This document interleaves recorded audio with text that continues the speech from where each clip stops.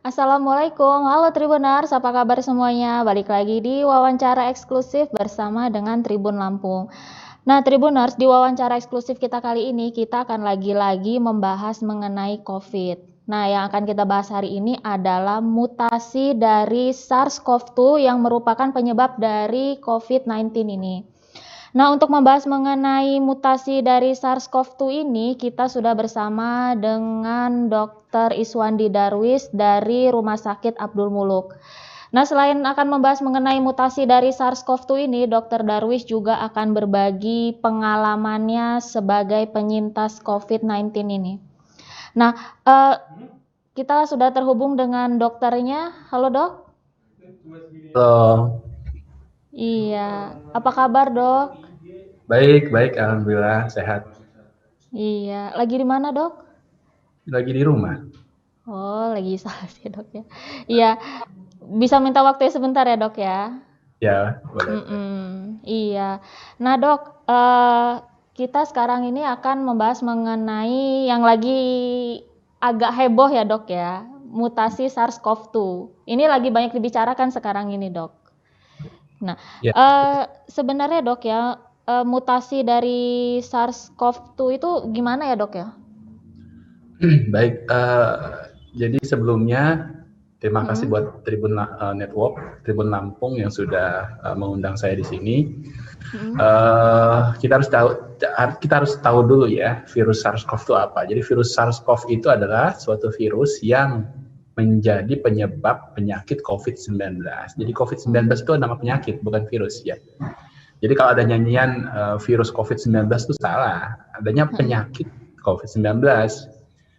Penyebab virusnya itu penyebabnya adalah virus SARS-CoV-2. SARS itu Severe Acute Respiratory Syndrome.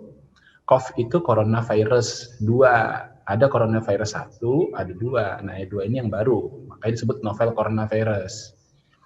Tuh. Nah, karena ini adalah suatu virus, ya, virus itu disebut benda hidup, bisa juga disebut benda mati. Kalau benda hidup itu kalau cirinya dia memperbanyak diri, bermetabolisme namanya. Hidup dia tuh, kalau dia mati, kalau dia di tempat yang apa ya namanya, yang tempat yang tidak memungkinkan dia tuh hidup. Nah, dia akan mengkristal, dia akan dorman, dia tuh bisa juga mati. Makanya disebut disebut benda mati juga. Nah, karena dia ini virus itu merupakan makhluk hidup yang sangat apa ya, sederhana sekali, terdiri dari DNA atau RNA kemudian dilingkupi suatu kapsul, dia itu mudah sekali bermutasi. Jadi DNA itu ada 2 untai namanya DNA, ada 1 untai namanya RNA. Nah, virus SARS-CoV-2 ini merupakan virus RNA, yang mana dia itu 1 untai. Nah, ketika ada perubahan untaian tersebut, ya bisa terdiri dari basa-basa nitrogen namanya itu. Ketika ada perubahan di basa nitrogen tersebut, itu akan merubah susunan di dalam tubuh dia, gitu.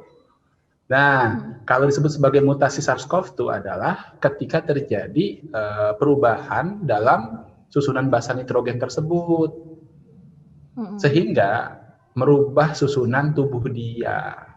Nah, sedangkan tubuh kita ini dilengkapi oleh sistem pertahanan tubuh. Jadi ketika ada kuman masuk, tubuh kita mengenali. Nah pada proses pengenalan tersebut, tubuh kita akan terjadi proses radang, menyebabkan demam, menyebabkan nyeri, nggak enak badan, gitu ya. Kemudian bisa sesak napas ketika paru-parunya radang. Nah, sambil ada gejala seperti itu, tubuh kita itu sebetulnya menghasilkan antibodi, ya. Nah, makanya ada namanya kekebalan. Tubuh kita ini bakal kebal nanti ketika infeksi ini sudah terjadi nih pada hari Senin, Selasa sampai dengan 14 hari.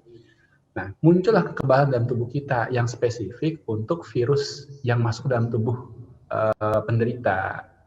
Itu namanya adalah kekebalan yang dapatan karena ada masuk dalam tubuh. Kan pernah dengar ya virus infeksi varicella cacar air itu 1 kali seumur hidup, gitu. Bisa 1 kali kena, nggak bakal kena lagi karena tubuh kita menghasilkan antibodi. Nah, tapi ada kemungkinan infeksi berulang ketika masuk infeksi dengan struktur yang berbeda. Jadi virus SARS-CoV-2 misalnya masuk dalam tubuh saya nih, saya derna, saya masukkan antibodi. Ya, suatu pasien yang terkena SARS-CoV-2 sakit COVID-19, kemudian dia membentuk pertahanan tubuh, sembuh ya. Nah, ketika kuman yang sama masuk, tubuh si penderita ini sudah kebal. Nah, ketika dia kebal, dia tidak akan terkena lagi. Nah, kalau misalnya terjadi suatu mutasi dari DNA tersebut, dari susunan genetik si virus ini, dia akan merubah tubuhnya sehingga tubuh kita tidak mengenali lagi, gitu. Jadi seperti strain yang berbeda, jadi jenis yang berbeda masuk ke dalam tubuh kita. Nah, tubuh kita akan terjadi proses infeksi lagi.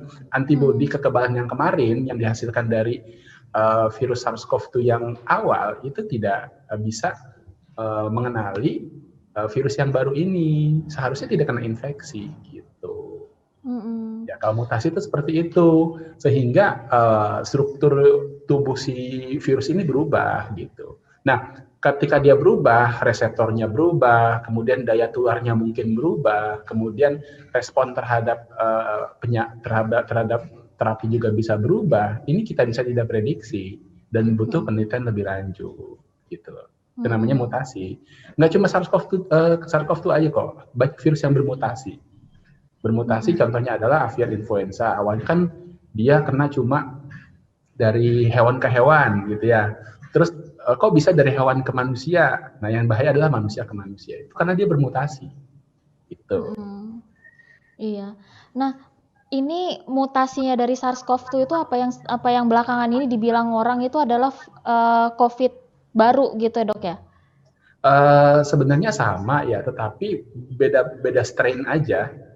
Gejalanya sama, tetapi mungkin ada perbedaan gejala tergantung dari manusia yang terkena gitu. Tergantung manusia yang terkena. Nah, kayak saya cerita gejala saya. Jadi pada tanggal 7, badan saya sudah nggak enak 7 Desember, 8 Desember itu malam sudah mulai demam, ya. Tanggal 7 itu sudah demam tinggi ya. Kemudian tanggal 8 saya swab, badannya nggak enak, nyeri tenggorokan, agak mencret, hilang penciuman gitu ya, agak kurang bisa mencium bau-bau tertentu. Tanggal 8 saya swab, ternyata malamnya positif. Kemudian saya isolasi, alhamdulillah gejalanya sih ringan ya, 7 hari di rumah sakit. Respon tubuh manusia itu berbeda-beda. Di dalam tubuh saya, si COVID ini, si SARS-CoV-2 ini, menimbulkan reaksi radang yang ringan. Nah, berbeda dengan orang lain. Mungkin dia ini usianya tua, memiliki penyakit tertentu, diabetes, hipertensi. Nah, menyebabkan respon yang berbeda. Gitu. Yang ditakutkan seperti ini, banyak orang berpendapat, COVID cuma gini doang. Terus ngomong-ngomong kalian, nggak apa-apa kok COVID segini. Nah, itu lagi kalau kena gejala ringan. Gimana kalau gejalanya sedang, ada radang di paru? Gimana kalau gejalanya berat? Sudah terjadi penurunan kadar oksigen di dalam tubuh. Gimana kalau misalnya gejala kritis, di mana udah nggak sadar, tekanan darah turun, ya. Nah, kita tidak tahu. Karena COVID ini, kalau dilihat dari distribusinya, yang ringan tuh, yang gejala-gejala ringan, tanpa gejala, itu 80%. Sedang itu 10%-an, berat itu bisa sampai dengan 5%, kritis 0 sampai dengan 2%. Itu persentase. Jadi dari 100 orang, 2 orang yang berat. Dari 100 orang, 80 yang ringan. Nah, takdir menyatakan siapa nih? Kamu kena ringan apa berat? Nah, jangan bilang, nggak berbahaya kok. Itu ngedengar dari orang yang terkena ringan. Coba kalau misalnya ngedengar cerita dari orang yang terkena gejala berat. Alhamdulillah, saya gejala ringan, sehingga bisa isolasi lanjutan di rumah gitu. Jadi jangan dianggap enteng. Kalau saya berpikir saya kena, alhamdulillah ringan nih, jangan sampai kena lagi. Terus jangan melihat tiap orang, dia aja ringan, saya ringan juga, belum tentu. Karena masing-masing orang itu memiliki karakteristik genetik berbeda, sehingga responnya pun berbeda. Gitu. Iya. Nah, kemarin kan kita sempat ngobrol-ngobrol sedikit ya dok ya soal mutasi dari SARS-CoV-2 ini. Nah, dokter itu sempat bilang karena mutasi ini penyebaran dari COVID-19 ini semakin lebar, terus yang terinfeksi itu bisa semakin banyak. Gitu ya, Dok ya? Iya. Ya, jadi daya tularnya lebih cepat dan lebih menular dibandingkan SARS-CoV-2 yang sekarang kita kenal. Sebetulnya di Inggris itu baru dilaporkan. Mungkin saja di daerah-daerah lain itu sudah ada strain seperti itu, sudah ada mutasi itu.